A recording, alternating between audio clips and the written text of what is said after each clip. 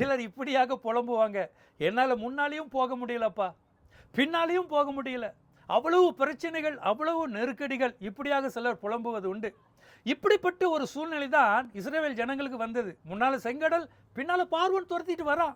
முன்னால் போனால் செங்கடலில் விழுந்து உயிரை விட வேண்டியது வரும், பின்னால் வந்தானா பார்வோன் அவர்களை சாகடித்து விடுவான். இப்படி நெருக்கடியான சூழ்நிலை. ஆனால் கர்த்தர் அவர்களுக்கு ஒரு வார்த்தை கொடுத்திருந்தார்.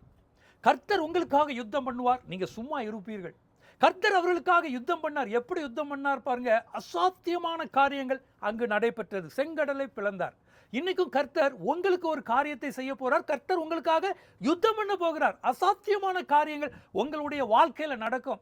இந்த கதவு, இந்த ஆசீர்வாதமான கதவு திறக்க முடியாது என்று சொல்லி நீங்க நினைத்துக் கொண்டிருந்தீர்கள் அல்லவா, இந்த நாளில கர்த்தர் அதை திறப்பார். இனி எனக்கு ஒரு குழந்தையே கிடைக்காது என்று சொல்லி நீங்க கண்ணீரோடு இருக்கிறீர்கள் அல்லவா, உங்க கர்ப்பத்தின் கனியை கர்த்தர் ஆசீர்வதிப்பார்.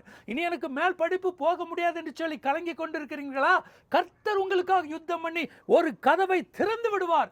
எந்தெந்த காரியம் முடியாது என்று நீங்க நினைத்துக் கொண்டிருக்கிறீர்களோ அந்த இடத்துல கர்த்தர் யுத்தம் பண்ணுவார். அந்த இடத்துல கர்த்தர் அசாத்தியமான காரியங்களை செய்வார்.